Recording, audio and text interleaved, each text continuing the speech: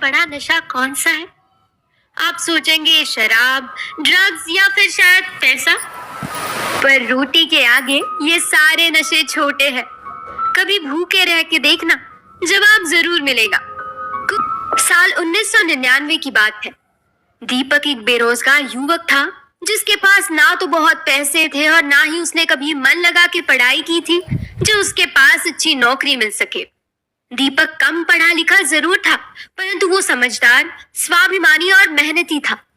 दीपक के पिताजी को पता था कि दीपक की नौकरी किसी अच्छी जगह शायद ना लग पाए, इसलिए उन्होंने अपने घर के नीचे पड़ी दुकान की बढ़िया मरम्मत करवाई और वहां पर दीपक के लिए एक अच्छी मिठाई और फास्ट फूड की दुकान खुलवा दी। दीपक नई दुकान में बहुत खुश था क्योंकि उस मोहल्ले में मिठाई की और दुकानें नहीं थी, इसलिए पहले ही दिन उसकी दुकान अच्छी चल पड़ी।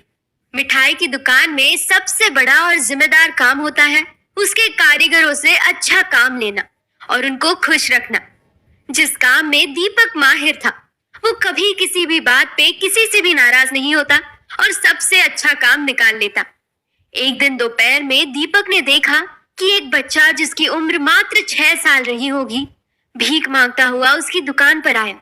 बिल्कुल फटी हुई बनियान जिसमें आगे भी उतने ही छेद थे जितने पीछे, और शायद छेद गिनना भी आसान नहीं था। उलझे हुए बाल, कई दिनों से नहीं नहाया हुआ, बिल्कुल मलिन लग रहा था। क्योंकि मौसम गर्मी का था इसलिए चल जाता होगा, नहीं तो सर्दियों में वो कैसे गुजर बसर करता होगा इसका अंदाजा नहीं लगाया जा सकता। उसको देख के लगा कि शायद उसने बहुत दिनों से कुछ खाया भी नहीं होगा। उसकी आंखें अंदर जा चुकी थी और सभी हड्डियां आसानी से गिनी जा सकती थी। उसकी ये हालत देखकर दीपक को उस पर दया आ गई। उसने बच्चे को अपनी दुकान में बुलाया और खाने को 2 समोसे दिए। बच्चे ने समोसे बहुत आराम से खाए। फिर उसको एक चाय पूछी तो बच्चे ने चाय के लिए मना कर दिया और उठकर बिना कुछ बोले जाने लगा। दीपक ने भी उसे कुछ नहीं कहा। 2 मिनट के बाद वही लड़का दुकान में वापस आया और दीपक से बोला, भैया आपके पास कोई काम है तो बोलो, मैं काम कर दूंगा। सफाई, बर्तन धोना और बोझा उठाना, जो भी काम हो वो दे देना, मैं सब कुछ कर दूंगा। बस उसके बदले से खाना दे देना। ये सुन के दीपक को समझ में आया कि रोटी, कपड़ा और मकान में सबसे पहले रोटी ही क्यों आती है। कपड़े और मकान के बिना शायद कोई 2 या 4 दिन जिंदा रह भी सकता है, पर रोटी के बिना नहीं। वो बच्चा किसी कपड़े की या सब्जी या कोई और दुकान में भी जा सकता था, पर शायद दीपक की दुकान पे रोटी मिलने की उम्मीद सबसे ज्यादा थी। दीपक ने उसे काम पे रख लिया। उसे लगा कि दुकान के छोटे छोटे काम वो कर लेगा और बदले में 2 वक्त का खाना और कुछ कपड़े ही ले लेगा। वो लड़का बड़ी मेहनत से दुकान पर काम करने लगा। ग्राहक नाश्ता करके प्लेट रखता ही था कि वो तुरंत प्लेट साफ करके रख देता। घर का कोई छोटा मोटा काम भी वो तुरंत निपटा देता। घर की सब्जियां लाना और ले जाना भी मन से करने लगा। कुछ ही दिनों में वो सभी को पसंद आने लगा। दुकान के खुले हुए 1 साल होने वाला था। दीपक ने सोचा कि इस खुशी में क्या करना चाहिए। सबने सलाह दी कि वैष्णो माता के दर्शन को जाना चाहिए। सबने सोचा कि प्लान तो अच्छा है, लेकिन दुकान का क्या होगा। दीपक के छोटे भाई कपिल ने जिम्मेदारी लेते हुए कहा कि वो दर्शन को फिर कभी चला जाएगा, अभी दुकान वो अकेला संभाल लेगा और सारे कामकाज के लिए 7 नौकर तो है ही। सभी को ये आइडिया अच्छा लगा और दीपक माता के दर्शन के लिए चला गया। अगले दिन से ही कपिल ने दुकान संभाल ली। शाम होते होते कपिल बहुत थक गया। ठीक उसी समय बड़े भाई दीपक का सबसे अच्छा दोस्त सुरेश दुकान पर आया। आते ही उसने पूछा कि वो वाली समस्या हल हो गई। कपिल ने कहा, कौन सी वाली? वो बोला, भाई ने बताया नहीं क्या? कपिल ने कहा, मुझे तो कुछ नहीं बताया। उसने बोला, चलो कोई बात नहीं, मैं बता देता हूँ। फिर दोस्त ने बताया कि पिछले कुछ दिनों से दुकान में चोरी हो रही है। कपिल बोला, दुकान में चोरी? पर यहाँ पर तो कोई ऐसी चीज नहीं है जिसकी चोरी का डर हो। दिन भर का कैश तो भाई शाम को दुकान छोड़ने से पहले घर ले जाते हैं, तो फिर चोरी कैसी? भाई का दोस्त बोला कि इस बार चोरी पैसों की नहीं बल्कि खाने पीने के सामान की हो रही है। कपिल ने कहा, खाने पीने के सामान की चोरी कैसे हो सकती है? दोस्त बोला, ऐसा हो रहा है करीब 1 महीने से। तुम्हारे भाई ने किसी को शायद इसलिए नहीं बताया होगा कि कहीं दुकान का माहौल ना खराब हो जाए। ये बता के दोस्त चला गया और कपिल भी अपने घर चला गया। घर पे कोई नहीं था, इसलिए किसी से कुछ बात भी नहीं होनी थी, पर फिर भी कपिल उस रात सो नहीं पाया। वो ये बात पचा ही नहीं पा रहा था कि खाने पीने का सामान चोरी हो रहा है, जैसे कि समोसे, जलेबी, रसगुल्ले, तरह तरह की मिठाइयाँ, काजू, बादाम इत्यादि। क्या ऐसे होता है?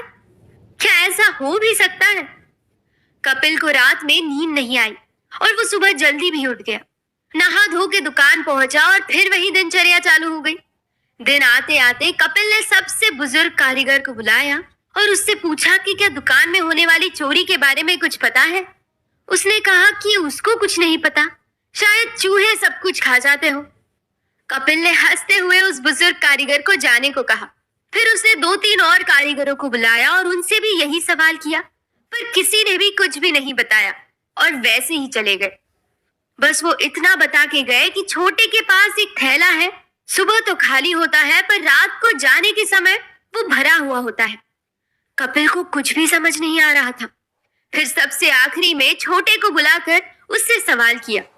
उसके सवाल करते ही बच्चा डर गया और अंदर चला गया। कपिल का शक अब यकीन में बदलने लगा। शायद वो सबसे गरीब था इसलिए, या शायद खाने की सबसे ज्यादा मुसीबत उसी ने देखी थी।